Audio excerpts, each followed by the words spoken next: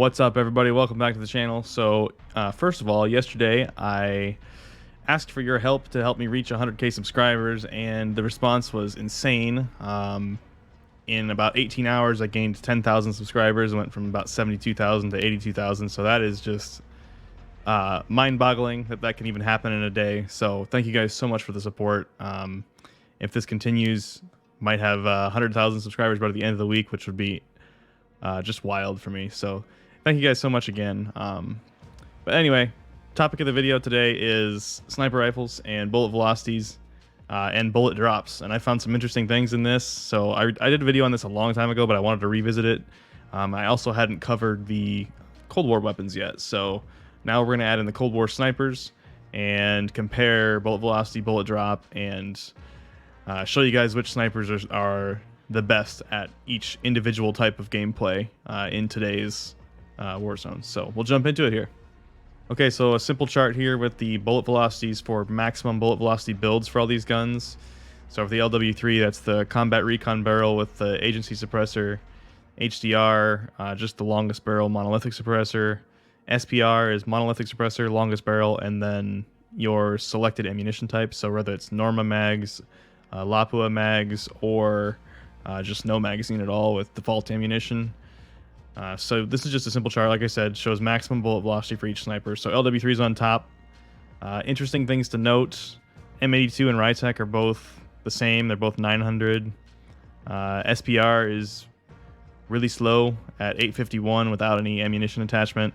And then SPR with Norma still is the way to go. So the Norma rounds are still the fastest. I just wanted to double check all of this since I hadn't looked at it in a long time. Car 98's down at 1026, so the Norma and Lapua rounds are both quite a bit faster than the Car 98, so that's something to keep in mind. Pellington's actually a little bit faster than the Car 98 at about 40 meters per second faster, so that's interesting because the Car 98 and Pellington are kind of similar sniper rifles.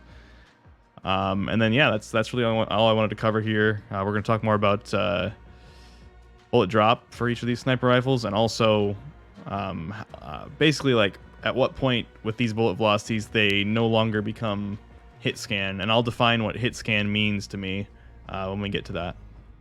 Okay, so like I mentioned, I wanted to do something unique in this video and talk about my hit scan definition and at what point with these bullet velocities the guns will no longer be hit scan, and none of them are hit scan. First of all, I want to clarify that. Hit scan means that there's no travel time for the bullet, so even if they're 800 meters away and moving 1,000 meters per second to the right, if you click when your reticle's on their head, it will hit them. That's what hit scan means. There's literally no travel time. So none of these guns are actually hit scan technically, but I'm going to define what I'm going to consider hit scan for the video, aka at what distance will you no longer hit the head if you're off the target's head. So if, say for example, you had a target 100 meters away and they're moving left to right, completely perpendicular to you at 6 meters per second, which is a good estimate for sprinting speed in this game. At what distance, if you aim right at the front of their head, the direction they're moving, so if you're moving left to right, you're aiming at the right side of their head, at what distance will each of these snipers no longer hit the head, aiming right at that point? So I'm going to calculate that for each one of those bullet velocities and show you the numbers, and that's just my hit scan definition for this video. Again, none of the snipers are hit scan. It's just what I'm calling it for this video. Okay, so the assumptions I made for calculating my hit scan distance: head diameter of 0.19 meters. I just looked this up online, and that was like the average diameter of a head. So that's what I used. And then target move speed was 4.7 meters per second, and that's perfectly perpendicular to your where you're aimed. So they're moving perfectly perpendicular to you as you're aiming at them. 4.7 meters per second is just like standard AR movement speed from a Modern Warfare AR, so that's why I picked that. And these numbers are going to seem really low, and 50 meters for the fastest in the game, so the LW3 still beyond 50 meters you actually have to aim in front of their head to hit their head. And a big reason for that is a lot of the shots you're taking in this game are not going to be someone moving at full movement speed. They're going to be not running perfectly perpendicular to you, which means that their effective movement speed for doing this calculation is much lower because some of their movement speed is coming towards you instead of going perpendicular to you or away from you. That works too. or they're ADS, so they're strafing, which is a lot slower. So there's a lot of different factors to this, but I just was curious what this number would come out to, and I thought it was interesting and really low. So yeah, I just wanted to show you what that number was. Okay, so next up is the bullet drop. So bullet drop, for the most part, for most of these guns, makes sense based on the bullet velocities. Obviously, the more bullet velocity you have, the less bullet drop you're going to have, or so you would think. There's a few outliers here that I want to talk about. So first, let's start at the top. So LW3 has the least bullet drop, as it should. HDR is next.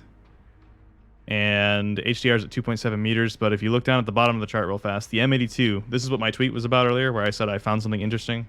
Both the M82 and the Rytec have very, very little bullet drop for their bullet velocity. So the M82 actually has identical bullet drop to the HDR. So that means if your target's not moving out at range, then you're going to have very little bullet drop. You can basically just aim at their head with the M82 ever. But because the bullet velocity is low, if they're moving, then they're going to be really hard to hit still. So it's just a weird thing. I don't know why they do this, but they tweak some of the numbers where the bullet drop is not exactly the same as what you'd expect based on bullet velocities. And that's true in real life too. I've talked about this in the past, but different bullets will slow down faster, and if a bullet slows down faster, then over the same distance it will have dropped more than a bullet that didn't slow down as fast, even if they started at the same bullet velocity. So I think they might be trying to replicate that some, but I don't really think these numbers are accurate for what would happen in real life for the type of bullets that they're doing. I think they're just tweaking stuff to kind of make the guns a little bit different and unique. But anyway, let's keep going through this. So up here at the top, LW3 through really these top 8 guns all kind of make sense. The only two that are a little out of sync are the Lapua rounds being 5 and the Kar98 being 5 meters per 1,000 meters drop. So it's kind of interesting. And then the SPR without any ammunition attachments is horrible at 8 meters per 1,000 meters. So this is like ridiculously bad. I mean, this is the chart here. So talking about the chart real fast. So I aimed with all these guns right at the top line on top SK, and then I measured, or I screenshot right where the bullet impacted, and these were from, this is about 950 meters away. So that's where I got all these numbers from, and then I scaled them based on how many meters a pixel was, and that's what I got. So you can see the SPRs all the way down here at the bottom, LW3s at the top, HDR and M82 up at the top as well, a little bit lower than the LW3, but still very good.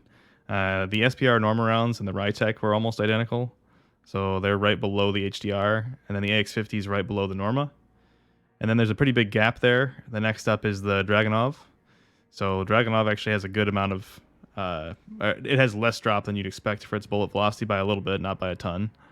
And then the Pellington is slightly below the Dragunov, which is slightly above the Kar98. So the Pellington has a little bit less bullet drop than the Kar98, and it has a little bit more bullet velocity, as we saw earlier. And then the Lapua rounds are down at the bottom.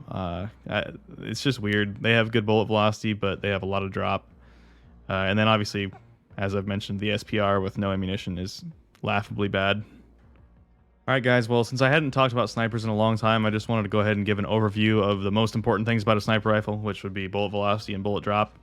Bullet velocity, again, determines how much you have to lead a target when they're moving at range. And bullet drop, obviously, is how much you have to aim above their head when they're at range. So those are really the most important things, because you're always aiming for headshots with snipers, and all of these sniper rifles are one shot to the head at any range except the Dragunov. So really the only thing that matters is how fast the bullet's moving, and how much it drops over distance. So those are the main things I wanted to cover.